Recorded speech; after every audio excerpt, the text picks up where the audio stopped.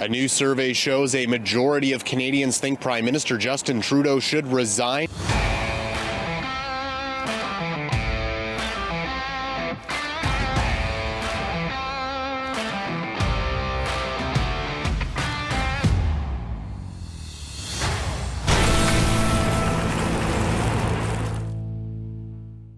Welcome back to Northern Perspective, everyone. I'm Cypher. And I'm Fox. Well, the Liberals aren't laughing now as Trudeau's honeymoon is over with young Canadian voters. With no solutions and only empty promises, he's losing his most valuable voter group. As always, please like the video and subscribe to the channel as it helps YouTube decide to push this video out to new viewers, which helps spread the truth of what is actually happening in Canadian politics. And if you want to support the channel, please drop us a super thanks or buy us a coffee or a pizza via the link in the description. Now let's get to it. In front of his revamped cabinet, the Prime Minister acknowledged the affordability crisis is hitting younger Canadians especially hard. To young Canadians, I want to say something. You've had 2 crucial years of adulthood dramatically interrupted by COVID. By interrupted, you mean stolen, don't you? 2 years of their lives were stolen. 2 years of our toddlers' development stolen. 2 years of opportunity thrown in the trash. The fact that you call this nothing but an interruption just illustrates that you have no concept of the damage that you've done. An interruption is a pause where you stop and then restart again. What this is, this was being thrown to the ground and having dirt kicked at you for 2 years. That's what this was.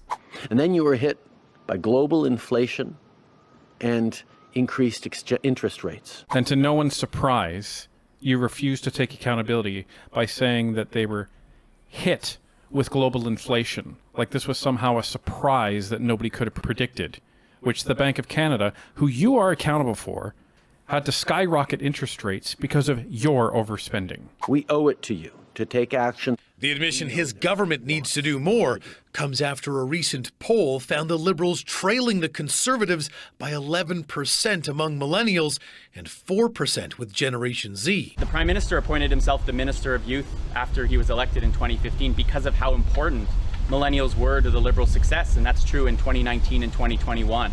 Housing affordability is a major concern for younger Canadians, and more are turning towards Conservative leader Pierre Poilievre as he blames Trudeau for high housing costs. The reason young people are showing their support for me is because they know that I can deliver affordable homes, more powerful paychecks, and lower costs. I think we need to give Mr. Poilievre credit that he is tapping into the housing grief that a younger demographic feels, which has then given rise to a disillusion with democracy, and he's tapping into that anger. The Liberals are promising to address affordability, but political analysts warn the results are lacking. It is difficult, I think, when you're the incumbent and you have been in the helm this whole time. And there's a sense in which even if every single thing is not your fault, people are going to still be saying, yes, but you're the boss. God, the spin that CTV is putting on this is really next level. We know the media is on the Conservative warpath, but come on. So now being disillusioned with democracy is supporting the Conservatives? Did everyone catch that seed that they tried to plant right there? Well, judging by the polls, that seed is dead on arrival. And it's not just young voters that are turning on Trudeau either. A new survey shows a majority of Canadians think Prime Minister Justin Trudeau should resign instead of running in another election. A new poll from Abacus Data shows 56% of those surveyed think the Prime Minister should step down ahead of another election. The same poll showing around a third of Liberal voters thinking the same. But Edmonton's only Liberal representative and Federal Minister of Jobs, Randy Boissonneau, supports his boss. He believes the only poll that matters is Election Day. We said to people, look, just get through the forest, okay? Get through the forest, and things are going to be good. And guess what? We got through the forest, and there was a mountain, and that mountain was inflation. Minister Boissonneau says the polls could look different a year from now, claiming his government is working on affordability. Political watchers say while much of the blame for low poll numbers lies on Canadians' frustrations with housing, affordability, inflation, and cost of living increases, it comes after almost a decade of Justin Trudeau as Prime Minister. Friends may come and go, but enemies accumulate. And so, you know, you've got a lot of accumulation of, I think, brand damaging initiatives, announcements, that really have caught up with him. You think? You can only make so many bad decisions for so long before people stop believing the crap that you're trying to sell them, and thank God for that. We keep asking when are Liberal voters going to wake up, and it seems like they finally have. Yeah, I really think that reaction to the question by the CBC the other day was a huge mistake by Cabinet. For those that didn't see it, here's the clip. Hi, Prime Minister. Tom Perry with CBC. Pierre Poilievre is blaming you for pretty much every problem facing the country, whether that's crime. Big laugh from the gallery. That's great. Now, the interesting thing is that the media reported that there was a couple of housing experts that spent a lot of time with Trudeau's cabinet that day, providing them with concrete suggestions that they could announce immediately. But we've heard nothing from the Liberals on that. We've also heard nothing from the media about these experts either, as we haven't seen them on any newscast or any interviews. One might think that nobody bothered to speak with them at all. Well, one would be wrong because they did give an interview, and our friends at CPAC recorded it. It's 20 minutes long, but there are two key messages that we took from this. Canada needs to build 5.8 million homes, according to the CMHC. We estimate that 2 million of those will need to be purpose-built rental to address this crisis. The messages I think we wanted to convey is a need for a national housing accord and an agreement between the levels of government, the private sector, the nonprofit sector, labor, and others to come up with a national strategy. Do you feel that they were receptive to that? I mean, they haven't committed to any of your recommendations. They've called it a task list, but not committed to them yet. Did you feel that they were receptive to these? I'll let Mike speak for himself, but my impression was this is an issue that the government is seized with. I think this is an issue all parties in Parliament are seized with, and I got a sense of impatience and a sense of urgency out of the government, whether or not they're willing to commit to anything at this point. 5.8 million homes are needed, like yesterday. And over a third of those are rentals. That's unreal.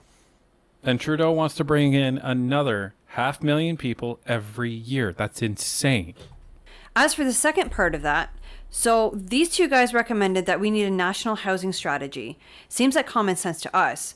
But when asked if they felt the government felt receptive to that, I don't know about you guys watching, but my gut feeling is that was a big fat no. Yeah, that's a no for me too, and it should be obvious to everyone that they are going to ignore what these guys had to say because they've literally announced nothing other than to wait another 2 weeks to then chat with the rest of the Liberal Party. They spent who knows how many taxpayer dollars to have this quote-unquote retreat to tackle the housing and affordability crisis, only to announce nothing. Not one single solution. Well, Canadians obviously feel the same way we do here at Northern Perspective because, I mean, look at the polls. These numbers are all current as of yesterday, so this is after the Liberal retreat fiasco. This poll is from Main Street Research and shows the Conservatives are up a huge 13 points on the Liberals. That's a lot, folks, and they aren't the only ones showing a large lead. Here's Abacus, which is known as a Liberal-friendly pollster, and they have the Conservatives up 12 points. It doesn't end there. The real bad news can be seen here in this demographic split graph. 33% of young adults are declaring to vote Conservative. That is huge, especially considering it's a demographic that normally votes Liberal. I guess they don't like Trudeau and his cabinet laughing at them. And they don't like the lies and the gaslighting that he threw at them during the press conference the other day. On this next graph, we should all give a round of applause to the female Liberal voters as they are now aggressively starting to swing to Conservative voters, rounding this out at 35%. That's a really positive sign. And these numbers are very important, folks, because what it says is that Trudeau's power base is quite frankly evaporating under his feet. And if the Liberals don't do something quickly, they will have no choice but to call an election now. If they don't, they risk having no significant presence in the House come 2025, which leads us to the last graph. Over half of all Canadians, Liberal and non-Liberal alike, are stating that Trudeau should step down as Prime Minister. What I can tell you is that channels like ours and Clyde's and the rest of the pro-conservative channels out there, we have all been working really hard over the last year. When we see these metrics changing finally, it makes us feel like all the time and hard work is paying off. We've also been working hard on something else, and we hope to have an announcement on the next live stream, so stay tuned as we are working on something special to celebrate our impending 10,000 subscriber milestone. But I really hope that Trudeau is enjoying his milestone of literally doubling the amount of people that want him fired as Prime Minister of this country. Your people have turned on you, Trudeau, and it's time to put your ego aside and step down because your reign as Canada's most destructive Prime Minister in history is at an end.